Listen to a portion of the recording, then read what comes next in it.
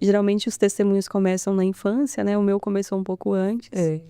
E eu sempre gosto de pincelar um pouco sobre o que houve com a minha mãe, porque é decorrente do que Deus fez na vida dela, pela misericórdia de Deus ter alcançado ela, que hoje eu estou aqui, né? Amém. E é propósito do Senhor eu sempre contar, porque na minha infância eu cresci ouvindo Deus levantar pastores, missionários, para falar para ela que o testemunho dela seria conhecido.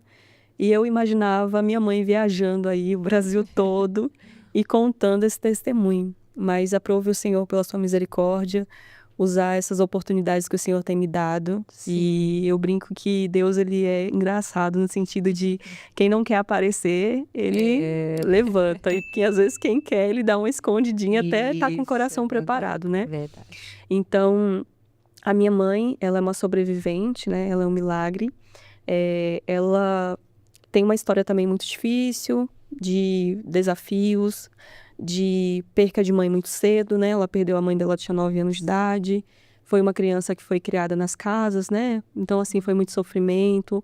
A mãe dela, antes de falecer, tinha problemas psiquiátricos, então ela tinha que ser trancada no quarto para poder a mãe dela não bater nela, não agredir ela. Então, assim, ela não teve também uma figura familiar, né? Sim. Então, foi de sobrevivência mesmo. Então, ela buscava, eu acredito, um seguro em alguém, em um marido, talvez, porque já que com relação a pai, com relação à mãe, ela não tinha essa segurança, ela buscava em talvez um príncipe encantado, né? Encontrar ali uma pessoa para cuidar dela. Então, ela muito novinha já, não sei a idade ao certo, mas eu sei que antes dos 20 anos, ela foi para uma outra cidade, ela é do Maranhão, mas ela foi para o Pará, ali ficar na casa de umas tias. E ali ela conheceu um companheiro, foi morar com ele, ela engravidou, teve o meu irmão, que é mais velho que eu, acho que 7 anos, se eu não me engano, que quando o meu irmão nasceu, o pai dele faleceu, quando ele tinha 1 mês de vida. Então, ela ficou viúva muito cedo. E aí ela retorna com esse filho, né, que é o meu irmão, para a cidade do Maranhão. Ali 2 anos ela fica sozinha, né, com o meu irmão ali. Quando o meu irmão tinha 2 anos de idade, ela conhece uma outra pessoa, talvez planejando agora ter uma família. Só que ela conta que esse companheiro não aceitava o meu irmão, queria que ela desse o meu irmão para alguém. E ela não quis abrir mão do filho. Então, ela termina esse relacionamento, né? Essa foi a história que ela me contou. E quando ela termina esse relacionamento, ele pergunta para ela se ela iria voltar. E ela diz que não. E aí, com isso, ela tá na casa da avó dela. Ela vai estender roupas no quintal. Era geralmente aquelas cerquinhas, né? Numa cidade do interior. E ali ela só vê o clarão. Ela conta que ela só viu o clarão. E nisso foi o tiro. Meu Deus. Que ele ficou de tocar e deu no rosto dela. Foi Não no aceitou rosto. a separação. Isso, e foi no rosto. A minha mãe, ela era muito bonita, né? E ali ele contou que ela estaria morta. Porque quem conhece essa arma sabe a destruição que ela causa. Sim. Então, ela sobrevive, né? É levada para um hospital, vai para uma outra cidade. Então, assim, foi um caminho longo, muito sangue se perdeu. Quem conhece, quem é médico, quem é da área, sabe o tamanho desse milagre. Eu, recentemente, há poucos anos atrás, eu levei ela no hospital aqui de Campinas. Ele é referência em face e em rosto. E lá, os médicos que tratam de cirurgias no rosto do mundo todo, eles ficaram chocados, eles ficaram impressionados com o caso da minha mãe. Então, eles não quiseram nem tentar arrumar alguma coisa para ela tentar respirar melhor, porque como ela não tem nariz, não tem cartilagem, é muito ruim a respiração, ela respira só pela boca. Então, ela foi lá tentando ver essa via. Se eles viabilizavam uma cirurgia melhor, eles não tiveram coragem. Eles falaram, eu não sei nem explicar como você está viva. Então, ali eu tive mais certeza do quanto minha mãe é um milagre. Eu vi isso da boca dos médicos. Então, ela sobreviveu, passou 2 anos hospitalizada. Acredito que é ali que ela conheceu a Cristo. E depois disso, houve uma ameaça de que ele ainda ia terminar o serviço. Eu soube que ela estava viva, iria terminar. O meu pai, que já era uma pessoa que as pessoas tinham medo, tinha receio, por ele já ser violento, é uma pessoa que não tinha nada a perder, né? Minha mãe também tinha medo dele. Mas eu acredito que ele já tinha um olhar para ela. E ela não queria nada com ele, porém, quando ele soube que tinha acontecido com ela, ele propõe cuidar dela, né? Se ela ficasse com ele. Mesmo depois de tudo que tinha acontecido com ela, dela ter o rosto deformado, né? E tá passando naquela situação. Então, eu acredito que minha mãe aguentou muita coisa do meu pai por esse sentimento que ela tinha de gratidão. Porque foi por ela, eu sei que foi milagre de Deus, mas na visão dela, por ele ter protegido ela, porque quando esse cara soube que meu pai estava com a minha mãe, ele não tentou mais nada com a minha mãe, porque o meu pai provavelmente deve ter ameaçado ele, né? Então, a minha mãe, diante disso, passou muitas situações, muitas cirurgias, e aí depois disso ela entra no relacionamento com meu pai. Meu pai também deve vir de uma infância totalmente difícil. Ele falava que ele saiu de casa com 12 anos de idade. Então, assim, eram duas pessoas com traumas, né? Com dores, famílias. Então, eles começam esse relacionamento. Minha mãe sobrevive, porque o diagnóstico que ela tinha era de sobreviver ser um vegetal. Sim. Mas ela anda, ela fala, ela se recupera. E quando eles estão juntos, ela engravida, né? De mim. Naquela época só sabia o sexo no nascimento. Sim. E o meu pai, ele rejeita essa gravidez. Ele diz que não queria ter filho com ela. Então leva ela num lugar para fazer um aborto. E aí o médico, como a gravidez já estava avançada, provável de 4, 5 meses, o médico não quer fazer o aborto. Sim. E aí ele disse, não, essa criança, né, eu sabia que era uma menina, já está muito grande, então com isso a gente precisa deixar seguir a gravidez. E aí eu já acredito que isso, hoje trabalho eu e meu esposo com famílias, a gente sabe que isso tem um impacto espiritual muito na vida da criança, porque é uma rejeição, mesmo que eu não sabia, mas foi uma rejeição. E aí a segunda rejeição que eu passo, antes mesmo de saber, quando eu nasço. Quando eu nasci, ele viu que eu era menina e ele rejeitou também, porque ele só tinha filho homem. Meu pai já tinha ficado com várias mulheres, inclusive quando eu crio uma idade de relacionar, eu fico tão com medo de me relacionar com o irmão e não saber, porque era tantos filhos que ele tinha, que eu tinha medo de conhecer uma pessoa e ser meu irmão e eu não saber. Porque ele teve muitas mulheres, muitos filhos, né?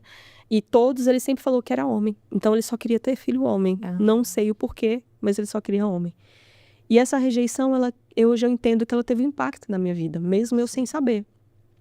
Então eu nasci nesse cenário, minha mãe deficiente física, né, com rosto com sequelas, com deformação, e o meu pai também, ele só tinha uma perna. Na época eu não sabia por quê, né? Depois de uma idade adulta eu descobri que é porque ele tinha tomado um tiro na perna e aí deu trombose, né? Precisou cortar. Então ele só tinha uma perna. Então eu nasci nesse cenário. O meu irmão mais velho que eu, só que ele sempre foi muito tímido, muito reservado. Ele era diferente, né? Sim. Então, assim, eu percebo que as pessoas tinham um certo preconceito com ele também. Eu acredito que por tudo que ele passou, né? Porque minha mãe, quando tomou esse tiro, ela caiu em cima dele. E ele só tinha 2 aninhos de idade. Ele também tomou um choque muito pequenininho no dedo, que o dedo dele assim, é um pedacinho decepado, porque queimou. Então ele também é um sobrevivente. Meu Deus. Deus tinha um plano nessa família, né? Sim. E eu conheci a Cristo com mais ou menos 5 para 6 anos de idade. O meu pai, eu lembro que ele foi muito claro comigo. Quando eu tinha essa idade, né, de 6 anos mais ou menos, ele falou comigo que eu ia escolher se eu ia seguir o caminho dele, de não ter uma religião específica, não ter essa ligação com Deus, ele era, né, cético com relação a isso, ou se eu ia seguir o caminho da minha mãe. Se eu iria ser cristã, porque minha mãe já era evangélica. Minha mãe ia na igreja que era a esquina da minha casa. O meu pai, para mim, enquanto criança, ele era a minha referência. Eu acredito que a maioria das mulheres, né, tem um apego maior com o pai. Né? Então, ele, para mim, era a minha referência. Então, eu queria ser como ele. Quando ele falou isso comigo, eu tinha decidido isso no meu coração. Porém, quando Deus ele separa alguém desde o ventre, ele tem um propósito. Com certeza. E ele me escolheu. E eu acho engraçado, mas hoje eu sei que... Antes eu achava engraçado, hoje eu sei que é um propósito de Deus. Eu fui convidada pela minha vizinha, uma amiga, para ir num culto infantil na igreja da minha mãe. Então, com isso, eu não ia com a minha mãe para a igreja, porque ele disse que eu tinha o direito de escolher, ele não queria me forçar. Então, minha mãe ia para a igreja sozinha, eu não ia com ela. E nesse dia, teve esse convite desse culto infantil, como era uma amiga minha, uma amiguinha, ela disse, vai ter brincadeira, vai ter doce, vai ter coisa, você vai. Eu falei, vamos. E a gente foi, a irmã dela mais velha levou a gente. Chegou lá, teve brincadeiras, aí tinha várias coisas que tinha que levantar a mão. Só que já tinha acabado as brincadeiras, era um convite para aceitar Jesus. E eu ouvi. Sim. Então, quando ela fez o convite, eu levantei a mão achando que era mais uma brincadeira. E Deus tinha marcado esse encontro. Eu fui à frente, sem saber o que estava acontecendo. Sim.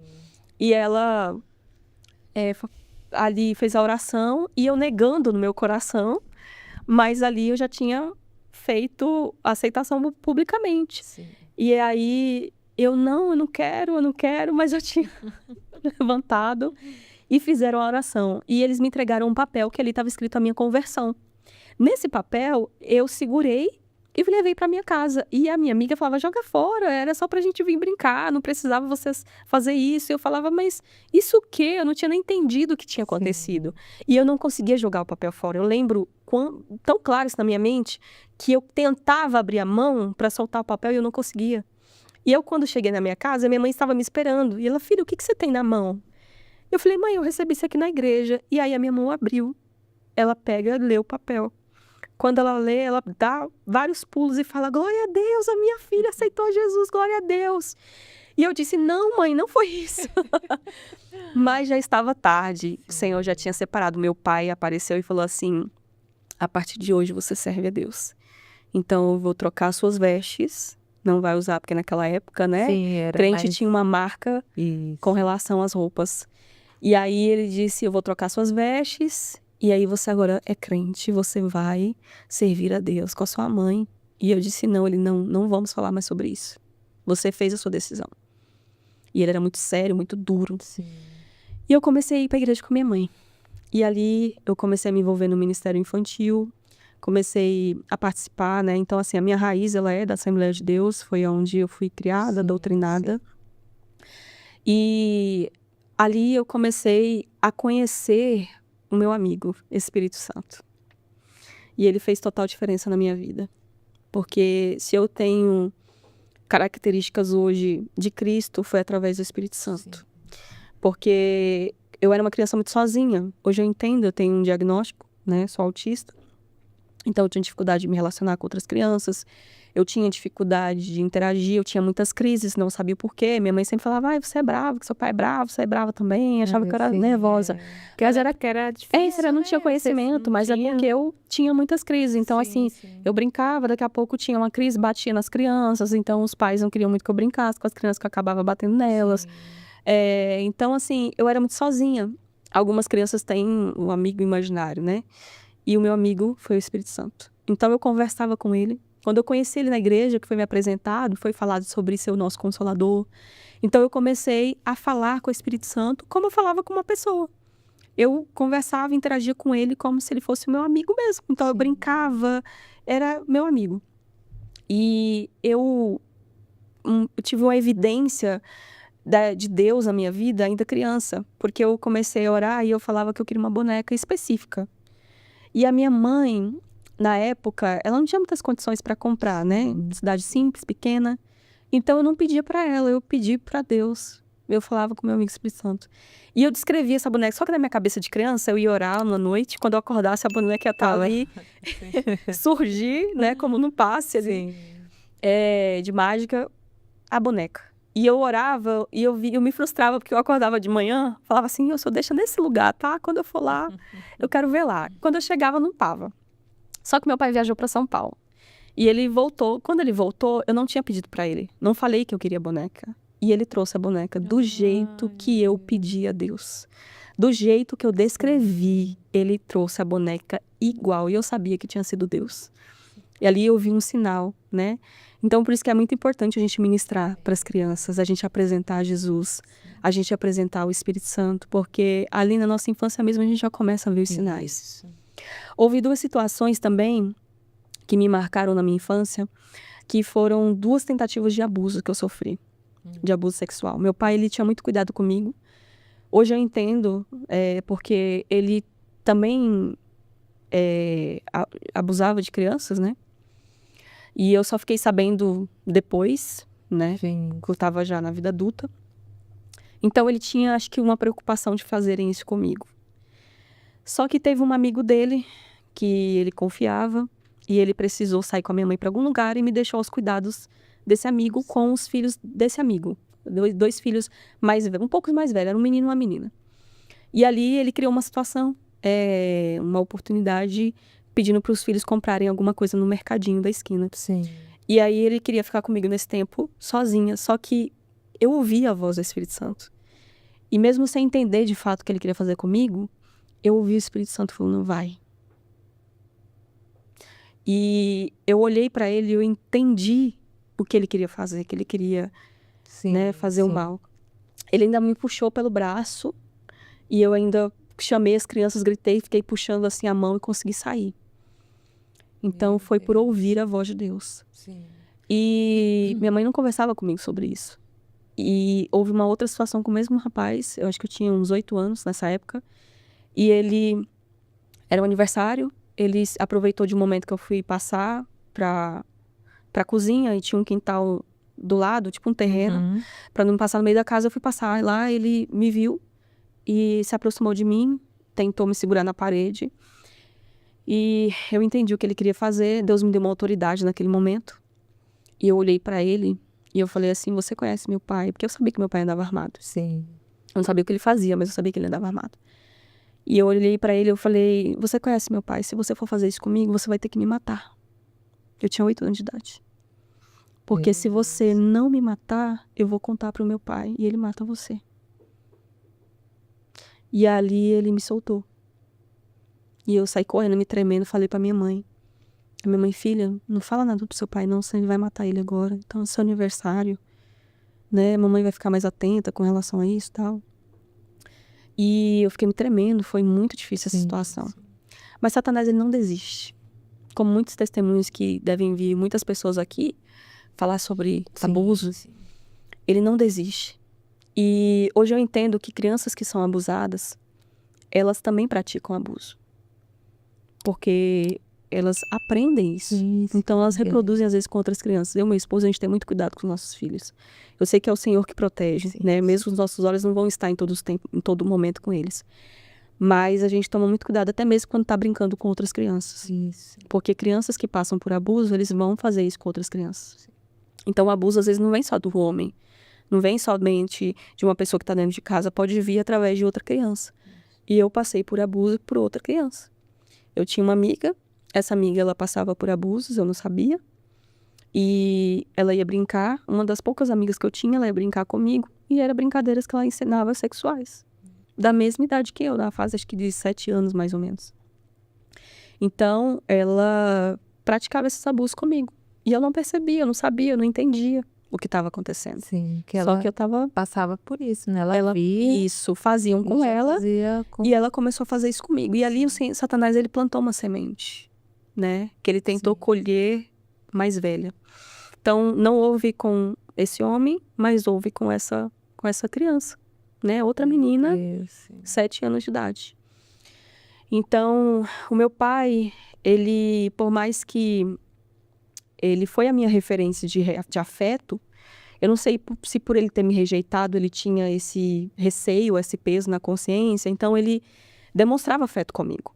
Mesmo ele sendo uma pessoa ruim, hoje eu entendo, por fazer isso com outras pessoas, com outras crianças. Mesmo por ter tirado a vida de pessoas. Mesmo por ter feito a minha mãe sofrer, né? Ter feito outras pessoas sofrerem. Mas comigo, ele demonstrava afeto.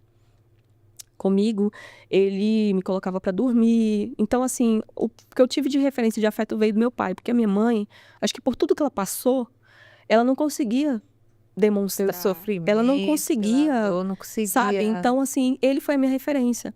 Só que meu pai, ele tinha episódios de alcoolismo. Então, quando ele tava bebendo, era bebendo todos os dias.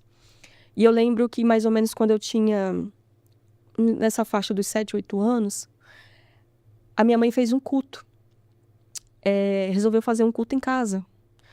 E aí, como se fosse na rua, sabe? Pegava um pouco do quintal e as pessoas colocavam cadeira na rua. Sim.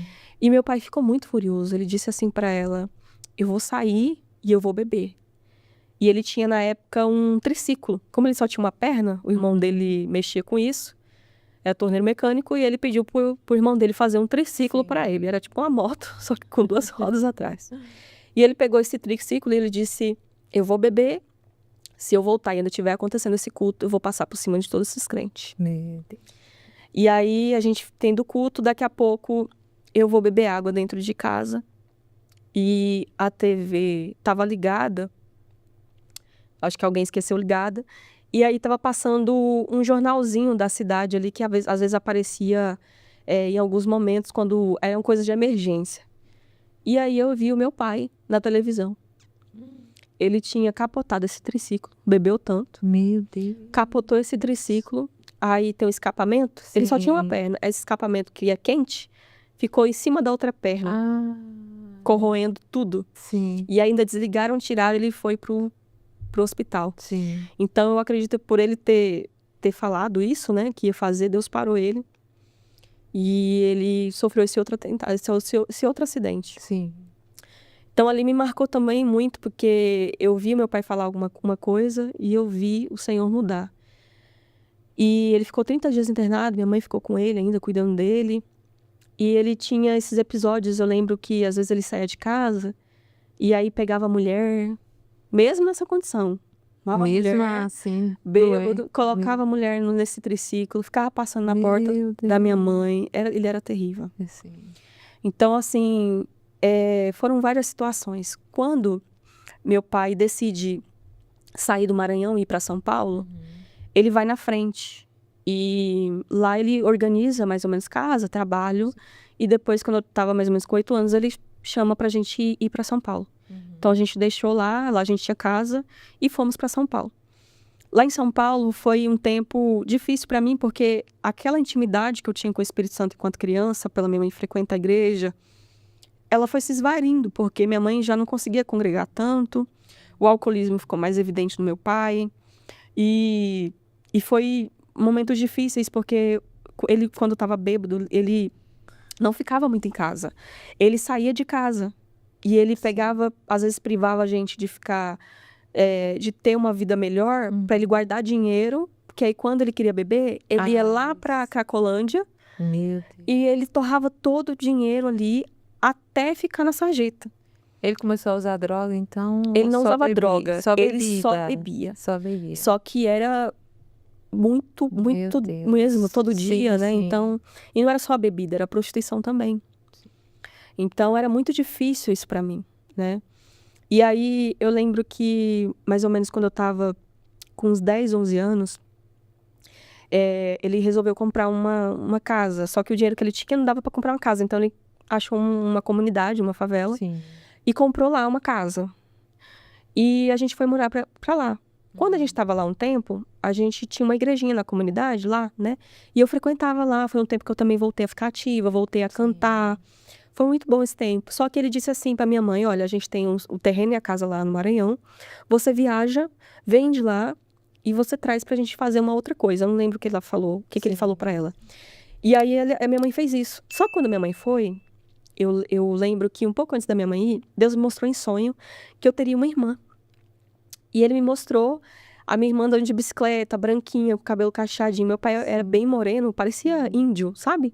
A pele morena, o cabelo liso. E eu via ela, e eu falei pra minha mãe, eu falei: mãe, você vai ter mais uma filha. Deus me mostrou em sonho uma menina. E aí ela disse: não, minha filha, não tem mais como a mãe ter filho, não, você já é um milagre, porque eu não podia nem ter filho, você nasceu de parto normal, contrariando aí todas as expectativas, a mamãe não tem como ter outro filho. A mamãe toma um remédio muito forte, controlado. Isso aí a mãe já tinha medo, porque eu amamentei você 2 anos e passava, né, a medicação e tal, tanto que ela não sabia do meu diagnóstico, ela falava que era diferente por causa desse tempo que ela me amamentou, porque ela não sabia do diagnóstico do autismo, né. Então, assim, a gente foi. Só que quando minha mãe foi pro Maranhão comigo, ela já estava grávida do meu pai e ela não sabia, ela achou que era menopausa.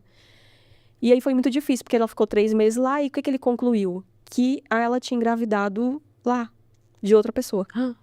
Então ela não aceitou. Quando a gente voltou, Eles já estavam nessa briga, nessa confusão. E quando a gente voltou, esse tempo que a gente estava fora, desses 3 meses, meu pai bebeu muito e ele fez muita coisa nessa favela. Inclusive, abusou de crianças. Meu Deus. Então, ele bebeu muito, ele fez da nossa casa uma farra, sabe? Festa, Sim. prostituição. E houve esses episódios tão difíceis aí com relação ao abuso. E quando a gente chegou, as coisas começaram a sair, as notícias. E a favela, ela tinha uma justiça própria. Porque eles não queriam A polícia ali. polícia lá. Então, eles tinham os próprios critérios, a própria lei. Sim. Então, quando eles souberam disso, para quem pratica esse tipo de situação, é morte. Então, meu pai percebeu o que estava acontecendo, ele arrumou a bolsa e foi para sair. E eu sem saber o que estava acontecendo, porque como eu falo, os meus pais, eles tentaram me resguardar da Sim, vida não que eles tinham, falavam. né? Eles não me falavam. E quando eu senti uma angústia muito grande, eu agarrei no meu pai e ele saiu andando e ele com a muleta e eu agarrada ainda no braço dele, ele tentando andar com a muleta. E ele, calma, calma, e eu não sabia, mas eu senti uma angústia muito grande. E aí eu vi os homens na entrada, que eles ficavam com fuzil. E ali eu vi eles, apontando para meu pai. Eles iam executar meu pai ali. Só que Deus deve ter colocado no coração deles em misericórdia e eles não quiseram executar meu pai na minha frente. Eu tinha 12 anos na época. Sim. Como eu estava muito agarrada nele, eles deixaram ele sair achando que ele ia voltar. Então, quase eu presenciei a morte do meu pai ali na minha frente. E aí a gente não pôde ficar na favela, porque eles bateram na porta, Sim, foram falar com a minha mãe, falaram, olha, a gente pensou em você ficar, mas aí ele vai vir aqui, a gente vai ter que matar ele, então pra não acontecer isso, você vá também, e aí a gente vai dar tanto pela casa aí, e vocês têm tanto dia pra sair. E aí a gente saiu Meu Deus. pra uma outra casa, na região, fomos locar, e meu pai bebendo. Continuando, né? Ele torrou todo o dinheiro que a gente tinha vendido lá meu em Deus. bebida. E ali nessa casa, ali na região da Penha, foi muito difícil. Porque o alcoolismo ali estava muito difícil. E tinha o meu irmão é mais velho que eu. Ele, quando fez 18 anos, eu tinha 12, então quase 6 anos. 6 anos mais ou menos de diferença. Ele tinha 18. Ali eu não sabia. Mas meu pai, ele também abusava do meu irmão. Então, meu irmão, acho que cansou de todo esse cenário desde os 5 anos, Meu morando Deus. com meu pai. Que era padrasto Que era dele, padrasto né? dele. Ele quis enfrentar o meu pai. E aí ele quase mata o meu irmão. E aí depois disso o meu irmão não conseguiu conviver na mesma casa com meu Sim. pai. E nesse cenário de turbulência, ele acabou indo quando ele tinha 18 anos, ele foi pro Maranhão. Sim. E ele ficou lá uns 2 anos. Só que ele foi com muita mágoa da minha mãe, né? E como eu disse, eu acho que por minha mãe ter vivido essa situação com meu pai, ela ter sido jurada de morte de novo, ele foi lá e eu não sei, ela tinha ela não conseguia sair dessa Sim. relação. Ela era sozinha, debilitada, com tudo, então assim, ela não Tinha força. não tinha forças para sair dessa situação. Então, meu Mas irmão... ela não sabia que ele era... Não, eu era acredito que ela não abusado por ele. sabia. Porque o que acontece? Se esses abusos provavelmente deveriam acontecer quando o meu pai, ele fazia esses trabalhos de, infelizmente, tirar a vida de pessoas, mas ele também sempre teve trabalhos de autônomo. Então, por exemplo, ele já teve mercado, ele já teve de vender coisas na rua, melancia na rua, ter trailer de comida. Então, meu irmão sempre trabalhava com ele. Então, a infância toda do meu irmão, ele ia trabalhar com meu pai. Então, provavelmente, isso acontecia nesse período. Então, minha mãe não sabia. Eu estou explicando isso porque eu contei o testemunho em outro lugar. Sim. E as pessoas, julgaram muito minha mãe por ter deixado meu irmão ir. Sim. Só que eu acredito que ela não sabia o que acontecia. O meu irmão enfrentou meu pai, mas ele não falou nada disso. Não, Até não porque... chegou a comentar. Não, ele não na hora contou. da Até briga, porque né? quem passa por abuso sabe Sim, que a sim. pessoa é ameaçada. Então, ele tem uma culpa muito grande dentro dele e ele não tem forças para contar para ninguém. Todas as pessoas que você for ver relatando abuso, você vai saber disso. Então, assim, ele foi com muita mágoa no coração. E foi esses 2 anos que meu irmão ficou longe, foi muito difícil. Foi muito difícil, porque meu pai ficou afundado na bebida. Então, as coisas faltavam dentro de casa, era muita briga, muita confusão. Nesse período, a minha mãe estava gerando a minha irmã. Ele acreditava que era de outra pessoa. Então, assim, minha mãe dormir, ele falava assim, não dorme não que eu vou te matar. Meu Deus. Ele expulsava minha mãe pra dentro de fora de casa, eu também. Então, assim, aquele apego que eu tinha com meu pai, aquela visão ali naquele período foi se esvairindo. Eu fui vendo ele com outros olhos, por tudo que minha mãe sofreu. Sim. Então, quando a minha irmã nasceu, eu que fui no hospital, eu tinha mais ou menos, acho que perto dos 13 anos, eu que ia visitar minha mãe. Foi eu que fui preparar a bolsa para levar para ela. Eu chamei um vizinho que tinha um bar na frente da onde a gente morava, para ele poder levar minha mãe no hospital. Então, eu comecei a ter responsabilidades muito cedo. Sim. E quando a minha irmã nasceu, ainda foi muito difícil, porque como ele não aceitava, ele não queria nem ver a minha irmã. Só que nesse dia ele foi. E que ela tava pra ter alta. Eu acho que Deus levou ele lá. E a minha irmã nasceu a cara do meu pai. Meu Deus. A cara. Ele olhou pra ele, eu tava com ele, eu vi ele olhando na vitrine, assim, onde ficavam os bebês. Sim. Ele caiu, assim, uma lágrima do rosto dele. Eu vi que ali ele se arrependeu de tudo que ele tinha feito com a minha mãe, dizendo que não era dele, porque a menina era a cara dele. E eles até brincavam depois que tinham trocado ela no hospital, porque quando passou mais ou menos um mês, de morena ela começou a ficar branca, do cabelo preto ficou claro. E foi só pra mostrar mesmo que era dele. E aí, depois desse período que minha irmã nasceu, ele deu uma trégua, só que ele não conseguia ficar muito tempo longe. Sem A gente mudou pra um outro bairro, que a gente mudava muito. Inclusive, teve um ano que eu passei por 7 escolas, enquanto criança. Minha mãe olhou pra mim e falou: filha, desiste de estudar. Desiste porque não tem possibilidade de você continuar estudando a nossa vida. E eu não sabia por que tantas mudanças. Hoje eu sei que é porque ele acabava fazendo coisas com as pessoas e a gente tinha que mudar de lugar. E ele ficou um tempo sem bebê, só que quando eu já tava por volta, assim, dos meus 14 anos, ele saiu de casa pela última vez. Depois disso, ele não voltou mais, que foi quando o meu irmão precisou retornar. E meu irmão voltou pra casa. Só que meu irmão mais velho, acho que ele devia estar com uns 20, 21 anos. E ele meu pai não conseguiu lidar com ele. Sim.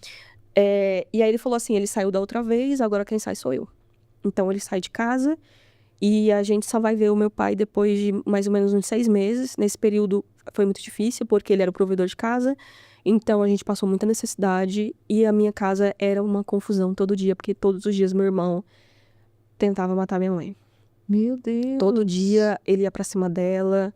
Ele tinha muita raiva por tudo que ele passou, porque ele sabia o que ele tinha vivido, mas a gente não sabia. Mas a raiva estava ali, a mágoa estava ali, o ódio estava ali. Então, hoje a gente tem esse trabalho com nosso ministério, que é com famílias. Sim. Então, as pessoas pensam que por não ter contado ou por ter passado o tempo, tá tudo bem. Não, a mágoa, ela fica ali. Com certeza. Então, Sim. ele tinha muitas crises. Então, às vezes era SAMU, porque chamava para poder tentar parar ele. Ele tomava aquele sossego-leão, sabe? Sim, Só que quando acordava mais bravo ainda. Ou era a polícia. Só que a polícia não levava ele, só ia lá, conversava com ele, sabe? E ali eu tentava defender a minha mãe e era assim. Foi muito difícil. Meu Deus. Quando a gente consegue encontrar meu pai, que foi 6 meses depois, a gente já tinha passado muita situação, muita necessidade. Eu vendia até as panelas de casa para comprar leite para minha mãe. Eu pegava coisas do meu pai, tipo medidor de pressão que ele tinha. Eu saía na rua oferecendo para as pessoas para vender. Então, assim, foi Seu muito irmão não difícil. trabalhava Não, o meu irmão, ele faz comida, ele conversa, ele fala. Só que hoje eu tendo o meu diagnóstico e eu sei que ele é genético e hereditário, o autismo, eu vejo que o meu irmão ele tem muitas características de um autismo um nível maior de suporte. Então, assim, ele tinha muita dificuldade para socializar. Fora também tudo que ele passou, que fez também ele se tornar uma pessoa mais introvertida, né? Então, ele não tinha facilidade, tanto que ele parou os estudos muito cedo. Eu acho que ele estudou só até a 4ª série, ele não conseguiu concluir os estudos. Então, hoje eu imagino que o meu irmão, ele tem um autismo, um nível de suporte maior, talvez um 2, ou um nível de suporte maior. Então, assim, ele não conseguia emprego facilmente. Ele não conseguia trabalho facilmente. E ali passou esse tempo, minha mãe conseguiu encontrar meu pai através de uma amiga dela, que ela encontrou, que trabalhava na área da saúde. E a gente soube o endereço dele e a gente foi lá. Quando a gente chegou, eu não esqueço até hoje, eu abro a porta do quarto, era uma pensão. Aquelas bem, sabe, bem simples mesmo. A gente abre a porta, eu vejo meu pai, só o couro e o osso, sabe? Extremamente magro. Do lado da cama dele tinha um balde de sangue Meu Deus. e 1 litro de 51. Ele tava se matando mesmo. Porque ele sabia que ele não podia mais beber, então ali já era cirrose, né? Já estava em um estado avançado. Sim. Deus só permitiu ele pedir perdão pra minha mãe, eu ver o meu pai uma última vez, e ele faleceu no dia seguinte. Meu Deus. Ele não quis voltar pra casa, porque ele sabia que ele estava morrendo, eu ainda chamei ele, mas ele não quis voltar pra casa, acho que ele não sabia que estava morrendo, não queria morrer na nossa frente. E aí, no dia seguinte, ele faleceu. E foi muito difícil, porque por mais que ele foi uma pessoa ruim, até pra minha mãe também, mas ele pediu perdão, minha mãe perdoou, e ela também era grata pelo tempo que ele ficava sem beber. Porque pelo tempo que ele ficava sem beber, ele cuidava da minha mãe. E minha mãe era dependente, né, como pela questão do que ela sofreu, tem sequelas. Então, ele ia atrás dos remédios dela. Enquanto ele estava sem beber, mesmo que ele fazia por trás, que esse abuso a gente não sabia, ele cuidava da minha mãe. Ele era o suporte dela. Então, quando ele estava bebendo, é que ele fazia todo esse resto, né? De sair, de casa e tudo mais. Então, para ela foi difícil. Foi difícil. Então, depois que meu pai faleceu, eu estava na adolescência. Então, eu lembro que eu fiz uma oração, mesmo eu não estando mais tão frequente na igreja, eu fiz uma oração e eu falei assim para Deus: Senhor, eu quero encerrar esse ciclo. Eu não quero ter o mesmo fim do meu pai, eu não quero alguns familiares que eu tinha de referência, eu não quero ver a vida de ciclano, de fulano, eu não quero, se existe algo na minha família, eu quero que isso encerre aqui. Só que para isso eu preciso de uma oportunidade. Porque aonde eu tô, as drogas me chamam todos os dias, aonde eu tô, onde eu moro, prostituição chama todos os dias. Se eu for escolher jogar tudo por alto, eu sei que eu vou ser mais um com relação ao que a minha família tem passado. Então, se eu me dar uma chance, falei, abre uma porta de emprego para mim, eu tinha 15 anos. E eu vou trabalhar. Vou trabalhar muito, eu vou tentar mudar a vida da minha mãe, eu vou tentar mudar a história da minha mãe, eu vou cuidar dela, sabe? Sim. Então, assim, foi muito difícil, mas graças a essa oração o Senhor respondeu. Passou mais ou menos uma semana. A minha mãe foi olhar uma loja de roupa infantil. Ela, sem saber, perguntou para a proprietária se ela não precisava de alguém para trabalhar. Que, no fundo, era uma fábrica, uma mini fábrica. E a mulher disse, eu tô precisando. Ela disse, eu tenho uma filha, ela é tão esforçada, tem 15 anos, mas ela é muito esforçada, você vai ver. E aí eu fui na entrevista, desesperada, né? Porque a gente passou um momento muito difícil quando meu pai faleceu, porque apareceu uma advogada para fazer a transição de benefício. Ele era aposentado, para passar o benefício para minha mãe. Ela tinha só um BPC por conta do atentado, né, que ela sofreu. E aí foi passar a aposentadoria para ela, porque é algo definitivo. O BPC era algo temporário, que é o benefício de prestação continuada. E aí, nesse tempo, a advogada, ao invés de ajudar, ela piorou a situação. Ela pegou todo o dinheiro que tinha na conta do meu pai, para ela, minha mãe sem conhecimento, uma pessoa muito simples, pegou todo o dinheiro e a gente ficou nesse trâmite aí uns 3 meses sem renda. Então, a gente passou muita necessidade. Sim. E aí, foi nesse tempo que eu fiz essa oração e falei para Deus abrir uma porta de trabalho, que eu ia cuidar da minha casa, da minha família. E a minha irmãzinha só tinha 3 aninhos, ela tomava leite. Então, eu sei que Deus abriu essa porta. E eu, nos meus 15 anos, já estava dando R$700, para mim era muito dinheiro. E eu consegui pagar o aluguel, eu consegui assumir a casa. Sim. Então, com 15 anos, eu já tive essa responsabilidade. Eu tive que amadurecer muito cedo. E tudo Cristo me dando força. Foi o Senhor que me deu força, que me fez fazer essa oração. E aí, nesse momento que eu estava nessa idade, como eu disse, quando o Satanás ele planta uma semente na infância, ele tenta colher. Se ele não colhe na infância mesmo, ele tenta colher quando você está maior.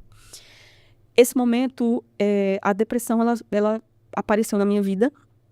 E eu senti um vazio muito grande na minha alma pela perca do meu pai, pelo esse cenário que eu estava passando do meu irmão, com essas questões dentro de casa, essas confusões, com relação à necessidade que a gente passou. Então, eu comecei a buscar um refrigério. E aí, eu comecei a frequentar festas. E nessas festas da região, era muito funk, né? E aí, eu ficava muito constrangida, porque você ia lá E aí você tava lá, já tinha alguém atrás de você, já aparecia um homem atrás de você, sabe, me encostando. Sim. E aí isso me deixava muito mal. E aí eu falei, eu quero esvaziar minha mente, mas eu não quero passar por Sim, isso. sim. E aí nisso uma amiga foi e falou assim pra mim, tem uma balada que chama GLS. E lá não acontece isso. Vamos conhecer? E eu fui. E aí é onde tinha gays, lésbicas. Sim, sim. E como eu falei, na minha infância, eu passei por abusos de uma menina, por outra criança, né? 7 anos. E ali eu comecei a ir para essa balada com esse propósito de não ser aliciada pelos homens. E fui direto pro caminho do lesbianismo. Então eu fiquei com algumas meninas, não cheguei a ter relacionamento, mas eu fiquei. Sim. Comecei a ir por esse lado. E eu lembro que eu tava nas baladas e eu ouvi a voz do Espírito Santo falando comigo. O que você tá fazendo aqui? Aqui não é o seu lugar. Mas eu me sentia perdida. E eu com 17 anos, trabalhando, cuidando da casa, frequentando esses lugares, envolvendo com mulheres, com menina, minha mãe não sabia. Eu conheci um rapaz. E eu acredito que Deus colocou ele na minha vida porque foi parte dele que eu saí um pouco de continuar, né, tendo encontro com meninas. E eu saí de casa com 17 anos, mas eu não saí de casa como muitas mulheres, eu acredito que já passaram por isso, porque eu quero falar isso justamente por isso, pra quem tá assistindo, que às vezes a gente sai de casa não porque quer casar. A gente sai de casa pra sair de um cenário Sim. de dor, de Sim. sofrimento. E era tanta confusão na minha casa que eu queria paz. Então eu falei pra ele que eu ia alugar um lugar que eu ia morar. Mas ele falou, não, eu vou com você. Seu irmão? Não, Ah, não. Perdão. esse namorado. Esse namorado meu. Né, que você falou de casa, né? Seu irmão tava com você ainda, O meu né? irmão, ele ficou com a minha mãe. Ah, Porque sim. como tinha esse cenário de tanta briga e confusão, eu não Que era aguentava mais mais. de dois. Então acho que eu quis fugir, né? Sim, Pra ter sim. paz, que eu não tinha paz. Então eu fui pra alocar uma casa. E esse meu namorado da época, quando eu tinha 17 anos, falou, não, eu vou com você. A gente vai morar junto. Então não foi um plano. Mas eu queria sair de casa. Sim, Então ele falou, vamos. E aí eu fui. A gente alocou a casa. A família ajudou e a gente começou a morar junto. Só que eu, com a minha vida totalmente conturbada, não tinha sido curada, Sim. não tinha referência de família, não tinha projeto de família. Ele também tinha várias questões. E aí era muitas idas e vindas, né? Muitos términos. E quando chegou um determinado momento, eu lembro que o Senhor já me chamava na minha alma para me voltar. E ele começou a permitir de espíritos maus perturbar a minha mente. Então eu ia dormir, quando eu deitava na cama, eu sentia algo deitando junto comigo, do meu lado. Meu Deus. Eu, às vezes, levantava de madrugada com aquela angústia e eu tinha visões de demônios, né, na minha cama. Sim, sim. E eu tinha muito medo. E eu comecei a ficar com a mente muito perturbada por conta desses demônios. E ele não entendia, esse meu companheiro na época. Ele era filho de crente, mas ele não era crente, assim, não tinha um relacionamento com Deus. E eu lembro que ele saía cedo de madrugada para ir trabalhar e eu levantava mais tarde porque a empresa era perto. E teve um dia que eu tava tão angustiada, mas tão angustiada, porque eles perturbavam minha mente. Às vezes eu ligava, colocava louvor pra ir passando. Às vezes eu ligava em alguma TV que tava tendo uma pregação pra ver se eu tinha paz. Sim. E não adiantava, Deus permitiu mesmo. E eu lembro que um dia tava chovendo, era uma segunda-feira. E já tava escurecendo, eu tava sozinha em casa, ele ainda não tinha chegado. Eu falei, hoje eu entro numa igreja. A igreja que tiver aberta eu vou entrar, porque eu não aguento mais. Eu saí correndo na rua, Meu na Deus. chuva. E aí eu passei por vários lugares e eu vi uma igrejinha aberta, aquela portinha pequena, sabe? Sim. E eu entrei correndo, assim. Quando eu paro, que eu entro na igreja, que eu paro, assim, o pastor, ele olha pra mim. Parece que ele tava me esperando. Aí ele falou, você, vem aqui, que você acabou de chegar, pode vir aqui. E ele veio, me chamou. Quando eu fui na frente, ele contou toda a minha história. Meu Deus. Tudo que eu tava passando. Ele falou, você não tem dormido? Você deita na cama, você sente algum peso deitando junto com você? Você tem visões de demônios, eles estão perturbando a sua mente. E Deus te trouxe aqui hoje. E aí ele fez uma oração pra mim, eu caí em manifesto. E ele ainda fez uma campanha de 1 mês na minha casa. E ali eu tive paz, voltei pra igreja. Esse rapaz começou a ir comigo. E eu resolvi me firmar. Então a gente resolveu oficializar nossa união, casar. Sim. E a gente casou. Deus preparou tudo. Só que ele não quis ter um encontro com Deus. Eu estava totalmente dedicada. Eu comecei a tomar conta dos jovens da minha igreja. Eu peguei os jovens com quatro jovens e entreguei, tinha 40. Nossa. Me dediquei muito. Sim. E só que por 3 vezes Deus levava pregadores na igreja e eles falavam assim pra ele: Satanás está pedindo permissão para tocar na sua mente. Se você não se posicionar, o Senhor vai permitir. Porque eu tenho um propósito na sua vida, eu tenho um propósito muito grande na vida dela. Se você não se posicionar, eu vou permitir. Na 3ª vez, passou poucos dias. Eu tinha acabado de entrar num trabalho que ele trabalhava também, Sim. que eu pedi muito a Deus. Eles não contratavam nem marido, nem mulher, nem Sim. parente. Família, Mas de tanto eu orar, o Senhor abriu essa porta. Eu tinha 1 semana lá. Quando eu voltei, ele disse que tava a casa toda revirada. Ele disse que as pessoas tinham invadido a casa. Ele já tava com espírito de loucura. Meu Deus. Ninguém tinha invadido. E aí ele foi diagnosticado na época com esquizofrenia. Do jeito que Deus falou, aconteceu. E foi muito difícil, porque o que eu associei? Foi a primeira vez que eu decidi fazer a vontade de Deus e viver o meu ministério. Porque com 7 anos de idade, meu primeiro pastor, José Maria, hoje é falecido, ele pôs a mão na minha cabeça e falou: você é missionária. Mamãe, essa aqui é missionária. Deus separou para ser missionária. E foi a primeira vez que eu fui viver o meu ministério. E eu falei assim: se viver o ministério é dor, eu não quero. Então eu servi igual Jonas. Eu falei: não quero mais. E hoje eu entendo que eu não consegui ficar, não consegui permanecer.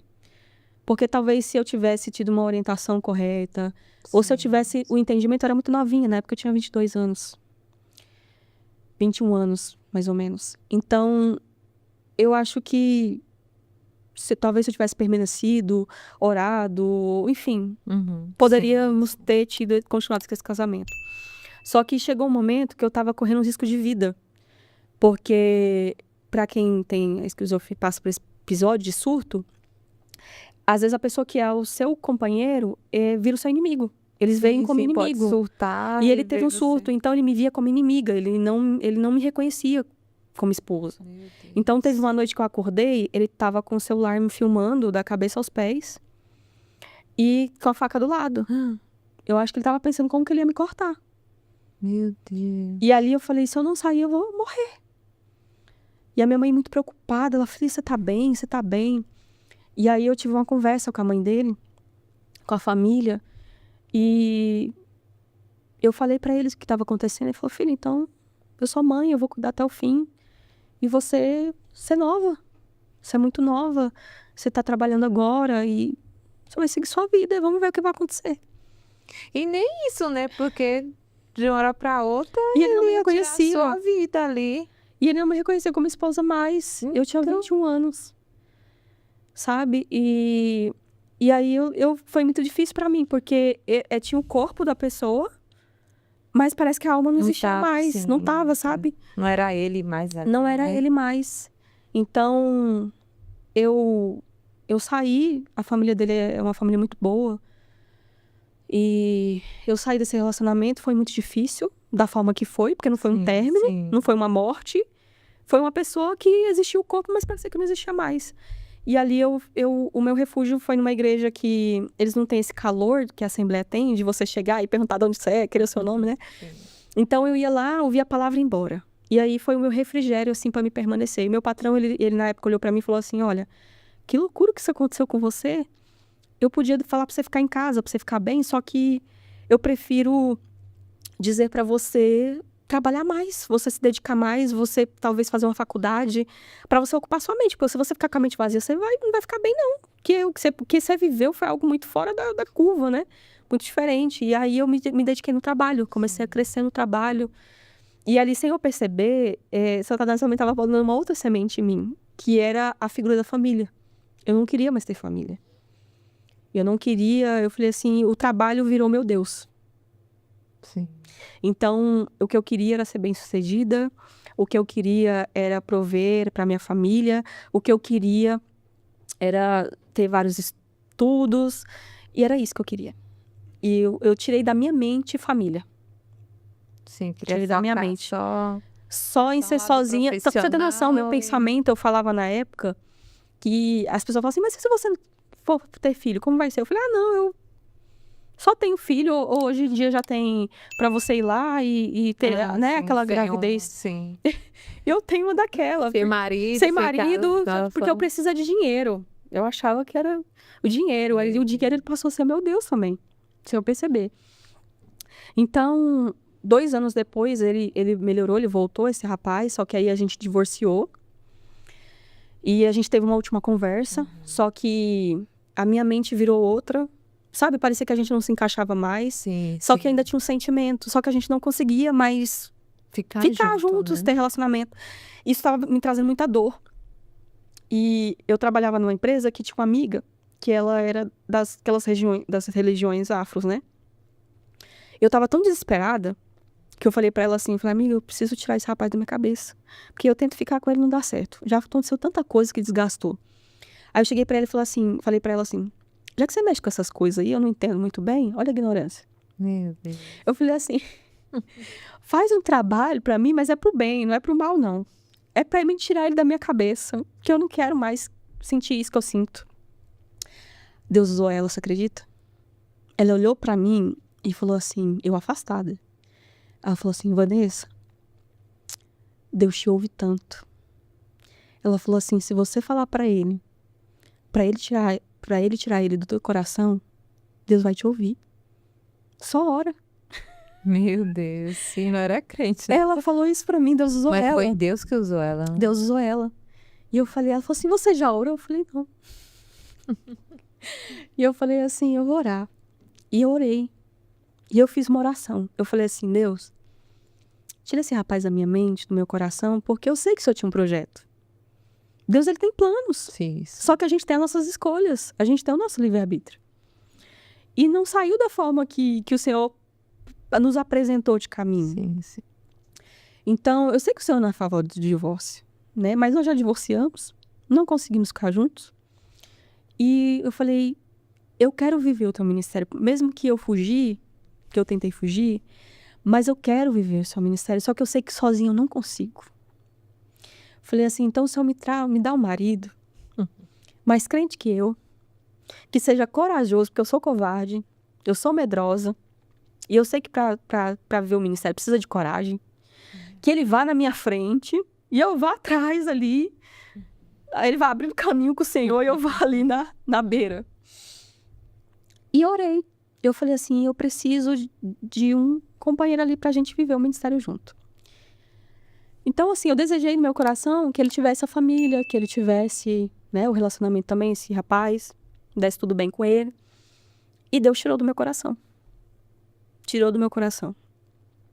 E eu era vendedora, trabalhava indo nos comércios, na padaria, no restaurante, para apresentar o produto. E aí eu tinha os clientes que eles compravam toda semana, porque era descartáveis, então toda semana eles compravam.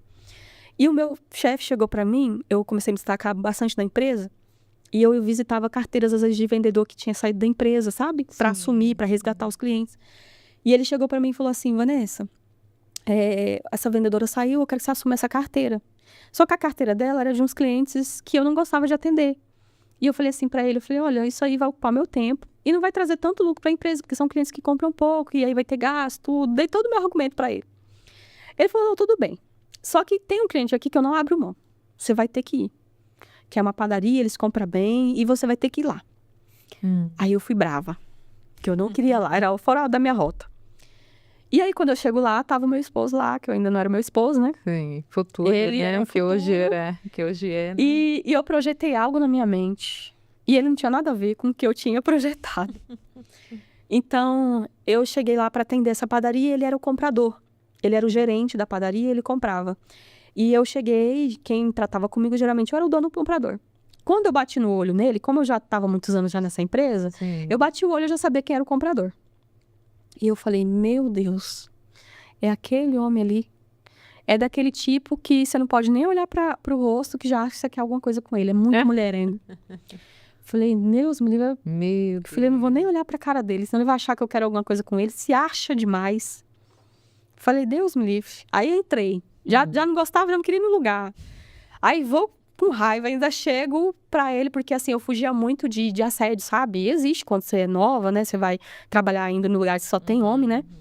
Então, assim, eu tentava ser o mais profissional possível, eu tentava não olhar, pra mim não passar por isso. Então, eu cheguei nele, e aí, eu sem saber, o cenário que ele me viu foi diferente.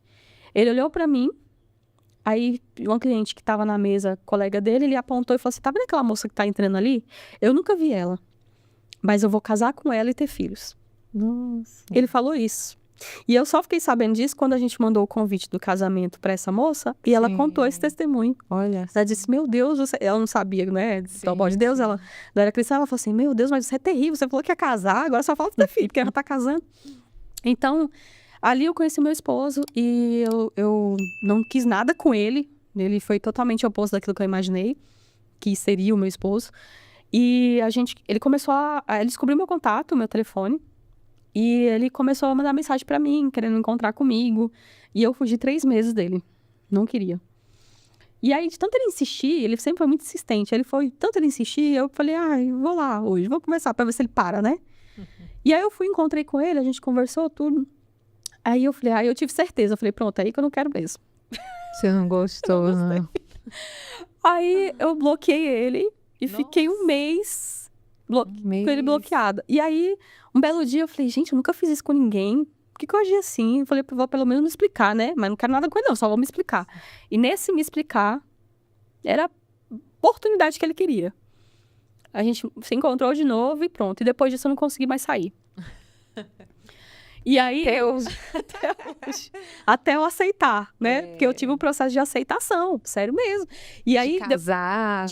eu tive um processo de aceitação. Por quê? Porque até eu aceitar, eu rejeitava esse casamento. E isso é sério, porque eu vi que Deus permitiu passar por isso, porque eu vejo que tem mulheres que passaram pela mesma coisa, ou até homens, que não era o que eles queriam, e eles permanecem naquele relacionamento, só que eles rejeitam.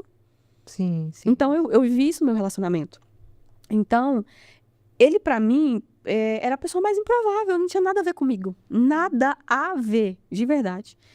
E quando a gente começou, e foi muito intenso com ele, porque ele é muito intenso, né? Então, assim, foi muito intenso, a gente se conheceu, e aí ele ficava o tempo todo junto, e vivemos junto, e aí já acabamos de levar dormindo junto, morando junto. Então, assim, foi nada do jeito que eu programei, mas eu acho que se não fosse assim, eu não queria relacionamento, como eu falei, eu tava com a minha cabeça voltada pra ser sozinha, pra trabalhar, ser independente. Eu tinha um pensamento bem feminista, na verdade. Não que o que eu tô falando seja feminista, mas eu sei que na época eu tinha um pensamento bem feminista. Sim. Então, assim, a gente começou esse relacionamento e ele é a pessoa mais improvável. Eu falava assim, eu olhava pra ele e falava, pelo menos eu não vou ver esse negócio de ministério com esse homem, qualquer hora eu vou sair desse relacionamento, porque esse Deus, acho que não tem nada com ele, não. Eu pensava. Ele não era evangélico? Não, ele não era cristão, não. Ele não bebia, ele não fumava, mas ele tinha as sequelas. Ele contou, acho que não sei se ele contou o testemunho todo aqui, mas ele tinha as sequelas do que ele viveu, do que ele sobreviveu. Meu esposo foi abusado muito sexualmente. Ele sofreu rejeição, ele sofreu tortura. Ele contou o testemunho aqui, né? Então, assim, ele passou por tantas coisas que ele só tinha raiva, só tinha ódio dentro dele. Ele não tinha referência de família, ele fazia muito, assim... Ele não bebia, não fumava, mas ele não tinha um caráter bom, né? Sim, é um testemunho bem forte. É um testemunho forte. Ele, tipo assim, ele tinha muita questão com mulheres. Do jeito que eu vi ele, da questão de mulherengo, ele era extremamente mulherengo. Não valorizava mulher, não tinha... Era não queria nada difícil. sério, Ele né? mentia muito, tinha muito problema com a mentira. Era difícil. Então, assim, eu não imaginei que Deus tinha um propósito. Só que Deus tinha. E um certo dia, ele foi trabalhar. Eu, sem saber, eu já estava começando a se apresentar para ele. Ele perdeu a mãe, que era o porto seguro dele. E aí, o trabalho dele também era o Deus dele. E aí, Deus fechou as portas. E nesse período, ele começou a trabalhar num lugar que um amigo meu conseguiu para ele representar uma empresa de salgados. E ele foi buscar material nessa empresa e Deus tinha marcado um encontro com ele ali. Tinha um missionário nessa empresa. É. E esse missionário viu ele e falou assim, eu preciso falar com você. Eu só vou fazer uma oração ali, você pega o material que você precisa pegar e eu vou voltar a falar com você. Só que ele tinha um pensamento, tipo assim, eu vou pegar o material e vou embora. Só que o missionário pegou e viu ele e falou com ele. Falou com ele em muitas coisas. Deus usou muito esse missionário para a vida dele. Ele ali ficou impactado com a forma que Deus usou esse missionário. Ele ali aceitou Jesus.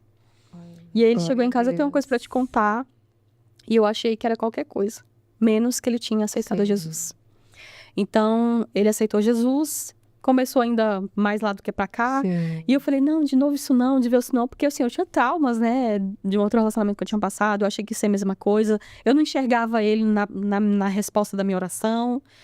Então, assim, foi muito difícil. Mas ele foi aos trancos e barrancos conhecendo o evangelho. Eu mesmo sem querer muito, mas eu fui falando pra ele de Jesus. Foi falar, ó, se você quer, o caminho é esse aí, tal. E eu tava fugindo de Deus ainda, não queria voltar. Porque pra mim, como eu falei, voltar, realmente servir a Deus e viver o chamado tinha sido dor. E ali Deus começa o nosso ministério. Porque mesmo ele recém-convertido, esse missionário pegava a gente, levava nas missões que ele ia fazer em lares. E era com família. Então, ele levava a gente como discípulos mesmo. Sim, sim. E ali a gente já foi aprendendo, né, esse ministério. E meu esposo, ele fez uma aliança com Deus. Ele disse que quando a gente casasse e ele se batizasse, ele realmente iria se entregar, porque ele estava, né, mais ou menos. Ia se firmar mesmo. Me se firmar. E o batismo, ele é justamente isso, né? Você faz uma aliança com Deus e ali o batismo, ele é só a sua aliança ali demonstrada publicamente, que você tá nascendo de novo. Você morreu pro mundo e você tá nascendo. Então, às vezes tem gente que pensa que tem poder na água. Não tem poder na água. É na sua decisão, né? E ele, depois que ele batizou realmente, ele começou a se dedicar. E eu tinha muito padrão dentro de mim. Porque a vida toda, na minha infância, fui ensinada assim. Sim. Então, eu peguei Deus e coloquei numa caixa. E aí, pra mim, pra pessoa ser usada por Deus, tinha que ter não sei quantos anos de crente, tinha que ser batizado não sei quanto tempo, tinha que ter cargo. E o meu esposo quebrou todos esses paradigmas na minha cabeça. Eu digo que antes do meu esposo, do meu casamento, eu conhecia o Deus da igreja. E quando a gente começou a viver o ministério, ouvir o ministério dele, eu vi Deus fora da igreja. Por que Deus fora da igreja? Porque a gente ia no shopping passear e às vezes eu entrava numa loja para comprar alguma sandália, olhar alguma bolsa, alguma coisa. E enquanto eu tava olhando ali, que eu ia mostrar para ele, quando eu virava, ele já tava lá no caixa, pregando para a caixa. A caixa já assim, lágrimas, chorando assim, com a mão no rosto. E ele apontando e falando, e já tinha pregado, já tinha feito convite, a pessoa já tinha aceitado a Jesus. E eu falava, tipo assim, isso dá ambiente para isso. Para mim, Deus tinha ambiente para agir. Era só na igreja, né? E não era só na igreja, com toda uma liturgia, com cargo. E Deus quebrou esses paradigmas na minha cabeça. As pessoas pensam que eu era a que mais apoiava. Não, eu era a que mais duvidava. Eu era a primeira a duvidar. Ali a gente já tinha casado, né? Eu já tinha se batizado, mas eu duvidava. Sim, a gente... Duvidava muito. A igreja, você pensava que era só na igreja que Deus agia, né? Exatamente. Que era o só de pregar a palavra, de falar de Deus ali, né? Sendo que a gente é o templo do Espírito Santo, né? Não. A gente que leva a palavra Exatamente. de Deus em todo canto que a gente for, a gente tem que levar o nome dele. Exatamente. E ali eu vi com ele. Então, sempre existiu esse ministério. Todos os lugares que a gente ia, Deus usava ele. Só que ele começou a se envaidecer com o dom. Ele começou a se envaidecer com tudo. Porque pensa uma pessoa que sempre foi rejeitada a vida toda. Sim. Que sempre foi rejeitada pela família. Que quando criança o sonho era ser um super-herói. Para poder ser visto, para receber amor. Então, eu acho que essa semente do passado, ela veio aflorar com esse dom. Sim. Com esse ministério. E eu, assim, sem muito perceber, porque é algo oculto, mas Deus não permitiu ele viver o ministério com isso. Deus parou ele. Parou. Como ele parou? Deus cessou o dom. Nossa. Por um tempo. Ele não ouvia mais nada. Nada, nada, nada. Então, assim, de uma pessoa que todo lugar estava ministrando, que estava sendo usado por Deus Sim. para falar sobre a vida das pessoas, sobre os projetos de Deus para a vida das pessoas. A gente já fazia culto na nossa casa, porque a gente era do Ministério do Brás, né? E o nosso pastor tinha autorizado, então a gente fazia culto na nossa casa. A gente ministrava para as pessoas, ali cessou. Sim. Meu Deus. E aí Deus falou assim para ele: agora eu vou te mostrar como eu realmente te vejo e quem você é. Então tem muitas pessoas aí, às vezes vivendo no ministério, que as pessoas acham assim, nossa, ali é uma pessoa de Deus, que tem intimidade com Deus. E foi através dessa experiência que eu passei a entender que você ser usado por Deus não significa que você tem relacionamento com Deus. Que você foi curado. Porque tem pessoas que Deus dá o dom, você nasce com dom. Ele mesmo fala que antes dele aceitar Jesus, ele já via coisas sobre as pessoas. Só que ele não sabia que era Deus. Sim, sim. Então ele já tinha o dom. Só que Deus manifestou ele quando ele realmente aceitou Jesus, né? Foi batizado.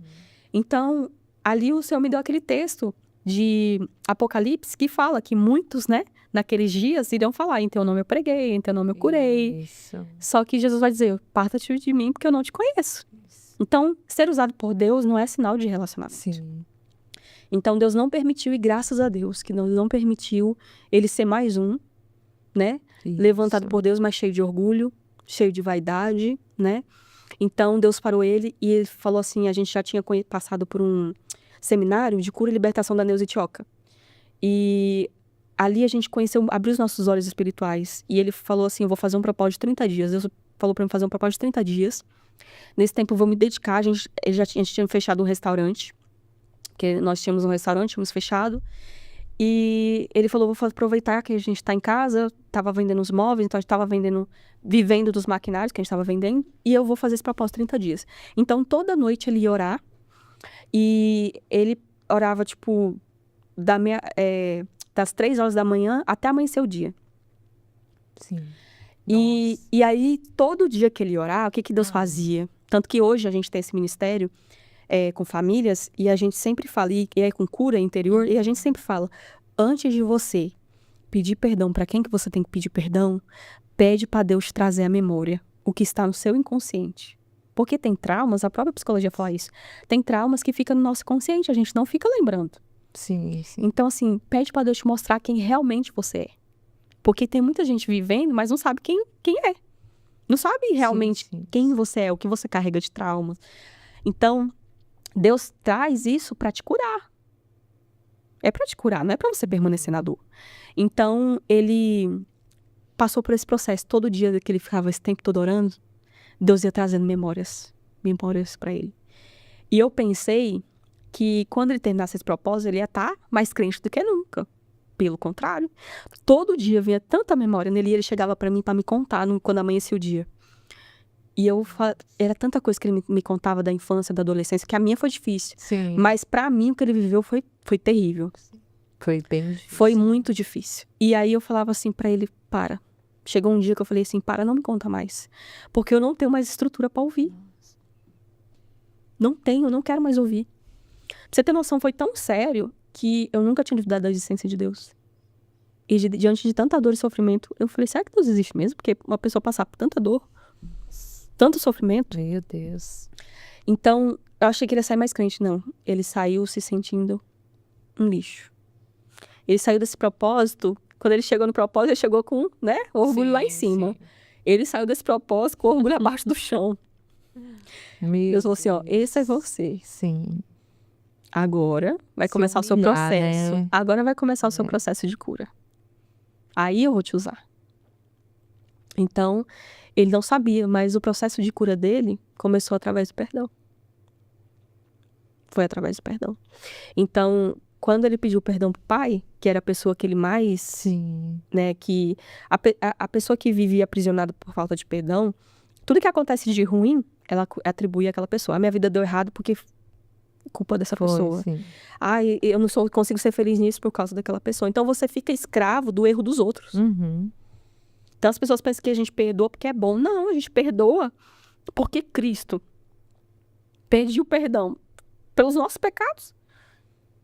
Quem somos nós? Para ficar escravo do pecado dos outros.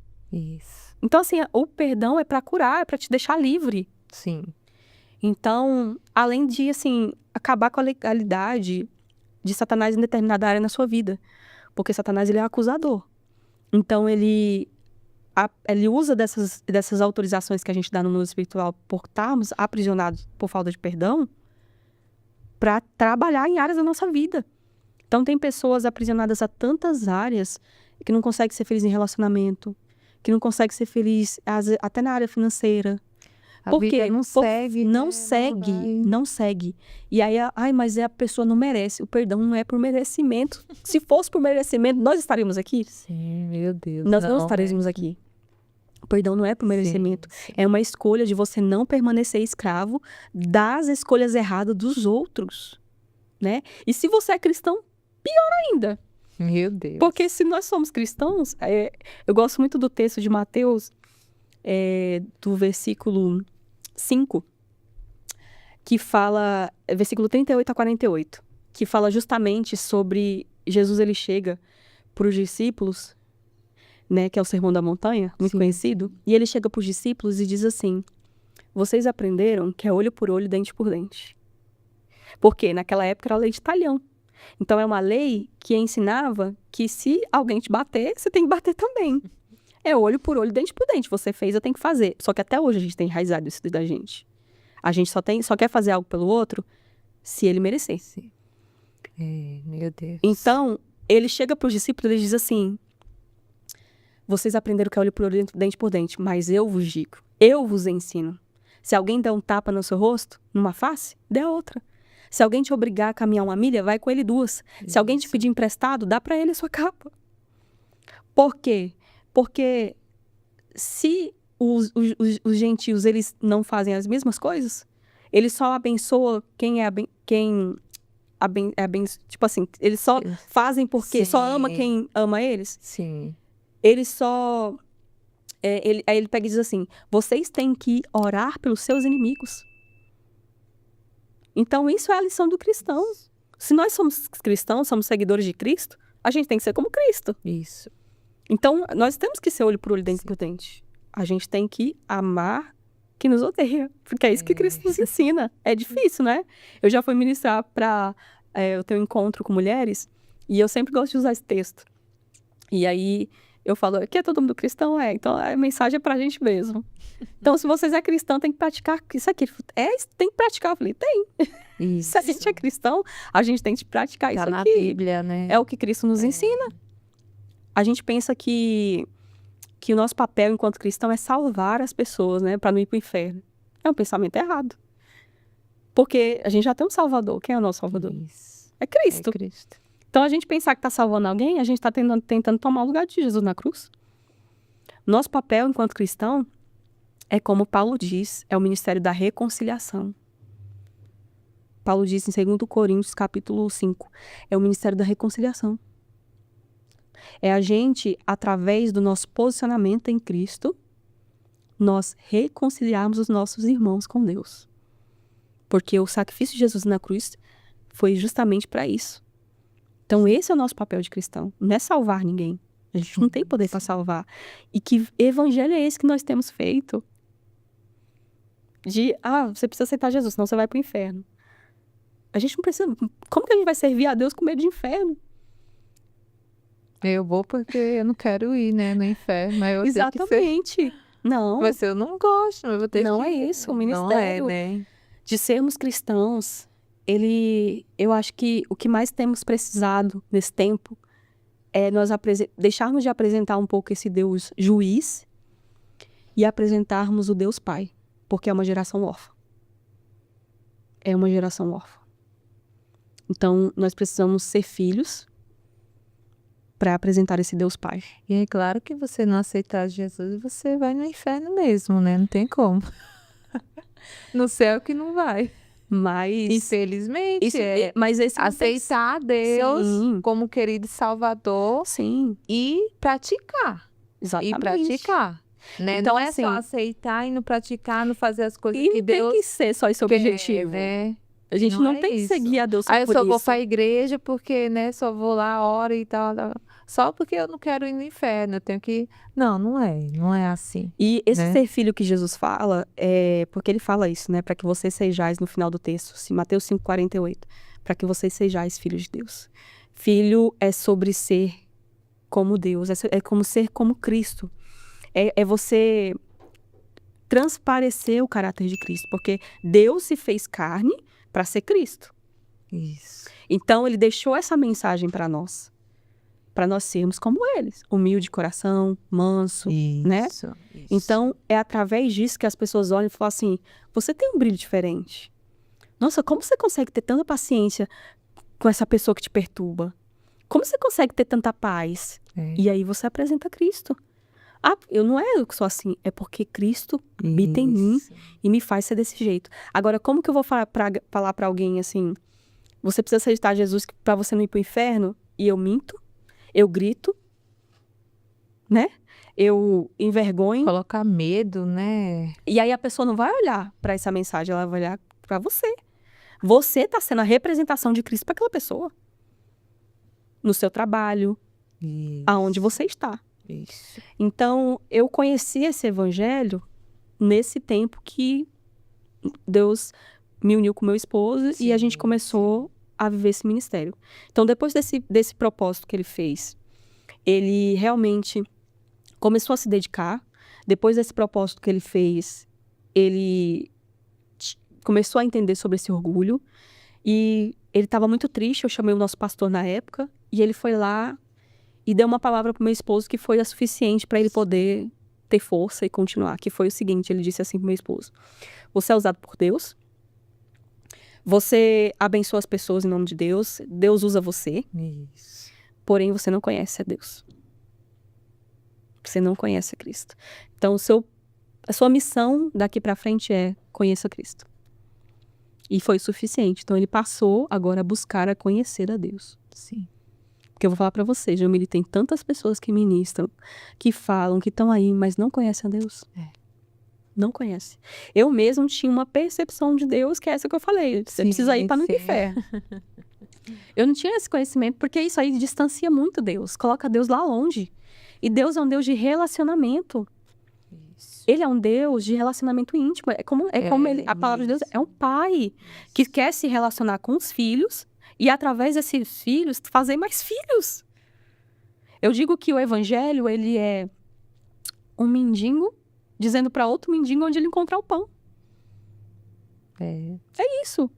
Você é um mendigo também, mas você encontrou o pão da vida. E você vai apresentar. Olha, é esse aqui. Esse é o pão da vida. É esse que tem mudado a minha história. E é muito menos do que você fala, como tem essa frase que eu também gosto muito. Pregue o evangelho, se necessário você fale. Então, para resumir mais, depois desse encontro que o Senhor começou a ativar esse nosso ministério,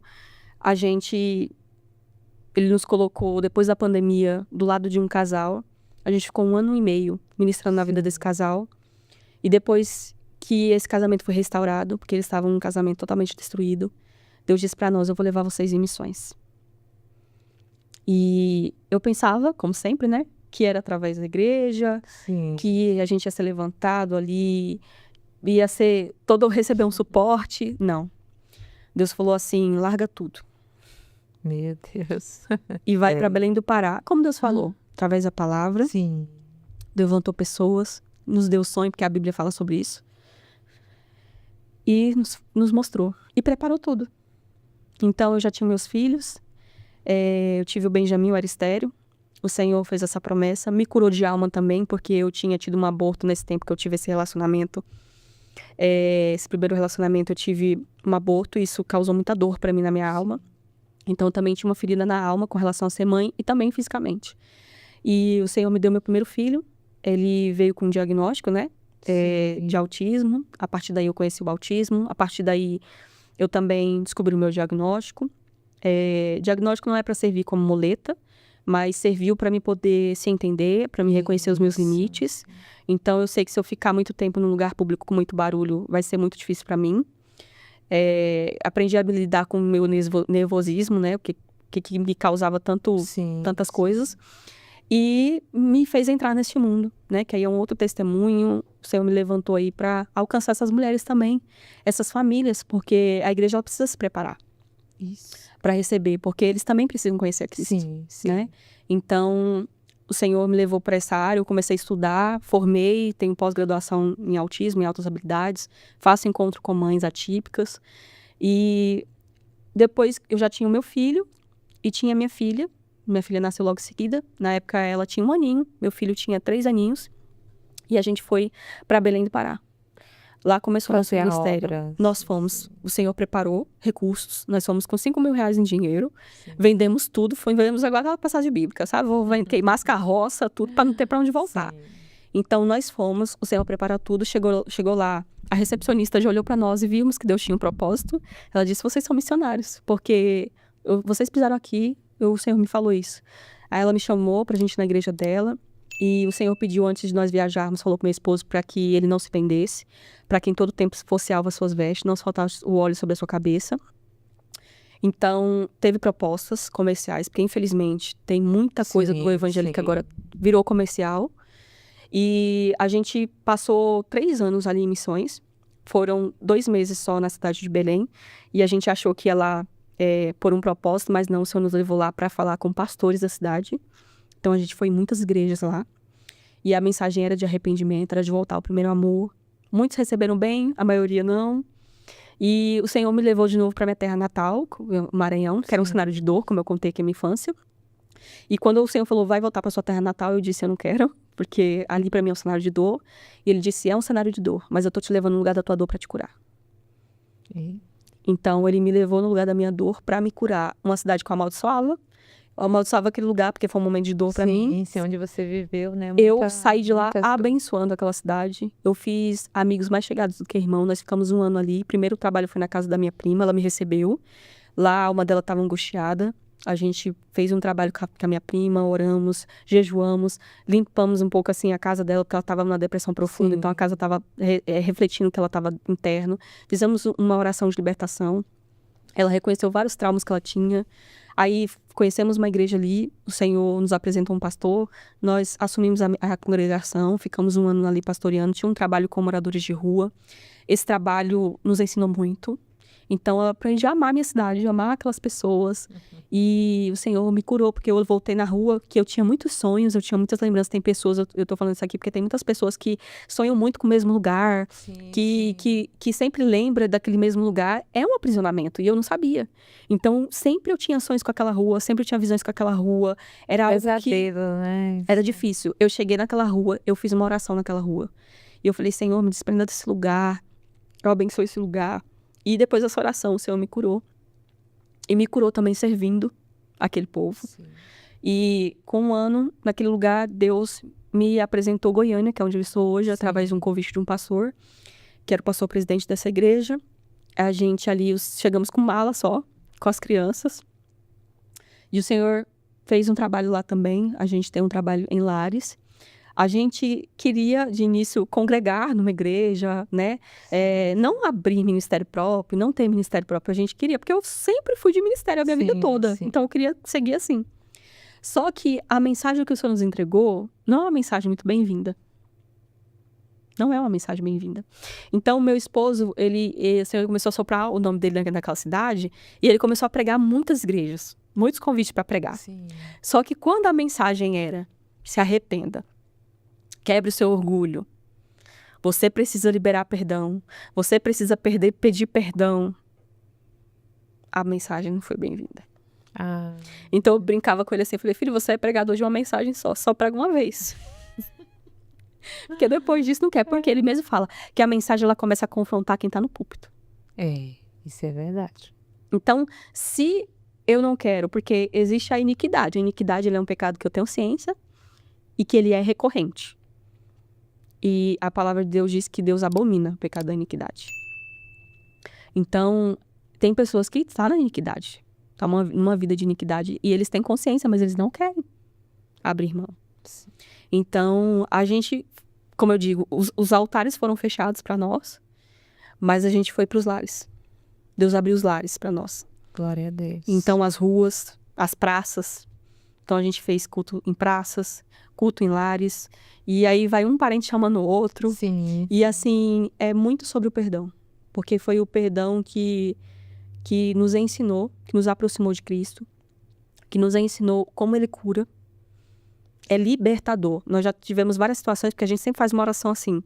Quando a gente vai no lar, a gente, por exemplo, pega o pai e a mãe, coloca um de frente com o outro, eles dão a mão pro outro, e aí um fala o nome do outro, e meu esposo, Deus dá uma oração pra ele ali de perdão na hora, de situações que as pessoas viveram. Sim. Cada oração é muito particular. Sim. E aí ele pega e fala, repete o que eu vou falar. Aí eles começam, fulano de tal, eu te peço perdão pelas vezes que eu te maltratei, pelas vezes que eu ofendi a sua família, pelas vezes que eu te machuquei, pelas vezes... E começa a falar. E ali, às vezes tem pessoa tão ferida que quando é pra falar o nome do seu ente querido, não sai. É um processo de libertação, Meu eles não Deus. conseguem falar. Eles não conseguem falar. Nem no nome. Chega no nome, ele já teve vezes a gente ter que orar, repreender, para a pessoa poder falar Sim. o nome. Nossa, é forte. Então, Meu pessoas são Deus. restauradas, famílias são restauradas. Como é através importante, do mistério. né? Perdoar E eu e pedir perdão. E eu Meu sei que o Senhor Deus. quer que esse ministério ele alcance pessoas, porque a gente estava num tempo de pescar com vara. Sim. Era uma família aqui, outra aqui. Mas o Senhor já tem nos dado visão de alcançar redes cheias, Glória a de Deus. multidões. Glória a Deus. Então eu sei que o Senhor tem esse propósito. Sim. Então a gente já estamos em execução de ensinar mais sobre isso, de falar mais sobre isso, de ensinar, porque depois que a gente conta os testemunhos do meu esposo ou meu, as pessoas mandam mensagem. Mandam mensagem, eu preciso de ajuda porque eu já contei pra fulano, pra ciclano, já contei pros meus pastores e ninguém sabe me ajudar. Meu Deus. Ninguém consegue me ajudar. E aí eu recebi mensagem de uma irmã recentemente, ela chegou no meu Instagram e falou assim, pastor, eu passei por isso, eu passei por abuso, eu passei por isso, eu já pedi muita ajuda, eu não sei o que fazer. Eu falei, é isso, você precisa fazer essa oração, pedir para Deus trazer a sua memória, você anota tudo. Se você não tem contato com as pessoas que te fizeram isso, faz em oração, fala essa oração para Deus, pede perdão, libera perdão. Ela falou, nossa, mas vai ser muito difícil. Eu falei, porque só que você tá sangrando, tá ferido. Vai doer você lembrar de pedir para Deus te lembrar, anotar e pedir perdão? Vai. Mas vai ser a última dor. Você vai passar por essa dor, mas você vai ser liberto. Sim. Você vai ser curado. E não tem outro caminho. Sim. Não tem outro caminho.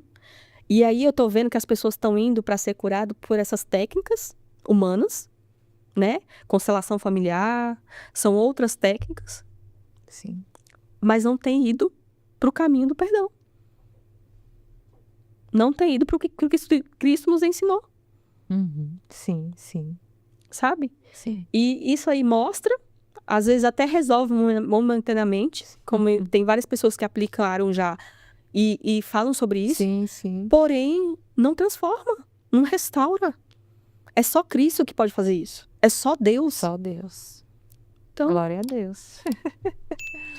e o nosso ministério, o Senhor tem um propósito de nós abrirmos igreja. A gente ainda não executou isso. Sim. Ainda temos muito em lares, em famílias. O meu esposo tem o Instagram dele. E às vezes ele faz live por lá, faz propósitos. Como eu disse, agora o Senhor tem nos cobrado para poder fazer esse trabalho que a gente faz com relação ao perdão e junção de famílias e pessoas que foram abusadas, passaram por tantos traumas, serem restaurados agora de forma ampla, através da internet. E esse é o projeto que o Senhor tem conosco, que a gente vai fazer. E por muito tempo a gente fez culto na nossa casa.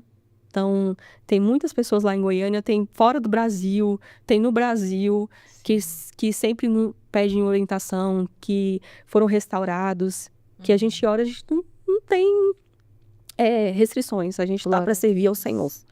Estamos para fazer a obra de Deus. E Ele tem feito. Glória a Deus. Deus está abençoando, né? Amém, em nome de Eu Jesus. sei que tudo isso vai se cumprir, né? Que Deus é o propósito dele, né? E Deus cumpre o propósito, os projetos que Deus tem, ele cumpre, né? Ele faz. Exatamente. Glória a Deus. E esse é o seu testemunho. Glória a Deus. Amém. Testemunho forte, né? superação, de cura, restauração, né? Livramento também do seu pai que teve, né, aquele episódio do livramento, de morte, da sua mãe, que foi aí que começou o milagre, né, na vida dela e da sua vida, né? Porque ela conseguiu, né, te ter, né? Engravidar de você. É amor de Exatamente. Deus, né? Então, algumas pessoas perguntam, a minha mãe ela está bem, ela ainda está viva, tá com 63 anos. A minha irmã hoje, que foi aqui, meu pai rejeitou a gravidez, que a gente comecei a trabalhar muito cedo para poder sustentar ela. Hoje tá com 19 anos, já é uma moça, já é casada. Olha só. Casada, eu vivi uma experiência com ela rapidinho, porque tem gente que às vezes tá passando por isso. Eu não tive essa instrução de orar desde novinha pelo meu companheiro, pelo meu marido. Sim. Então, quando ela tinha 12 anos, eu peguei ela pra orar e jejuar pelo marido dela. Sim. E ela começou a orar e Que jejuar 12 anos? desde quando ela tinha 12 anos. Ah, sim.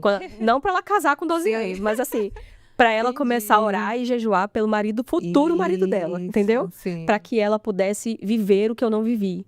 Dela realmente casar com o escolhido dela, entendeu? Sim. Namorar com o escolhido dela e ser feliz, Sim. sabe? Então, eu peguei e instruí ela assim. Eu falei assim, o nome dela é Sara, eu falei, Sarinha, vamos orar, vamos começar. Ela não entendia muito bem não, com 12 anos ela tava pensando em marido, né? Mas eu falei assim, depois você vai entender. E aí ela orava. Eu falava assim, você vai falar pra Deus do jeitinho que você quer. Fala pra Deus, Deus vai te dar. Pra você não passar na mão de pessoas ruins, pra você não ter traumas com relacionamento. Isso é pra te poupar. Ora. E ela pegou e começou a orar ainda criança. Ela orou com 12, com 13, com 14, com 15, jejuava. E aí quando ela fez 16 anos, ela conheceu, Deus apresentou o André, futuro, né? que é o marido dela hoje. E eu posso falar, ele ama ela como Cristo ama a igreja. Meu. De verdade. Foi de Deus. Quando eu conheci ele, eu ficava, não, será que é o que a gente orou e jejuou tantos anos? E quando eu conheci ele, eu pude constatar. Então, eles casaram esse ano, que passou agora no novembro. E eles são uma bênção, assim.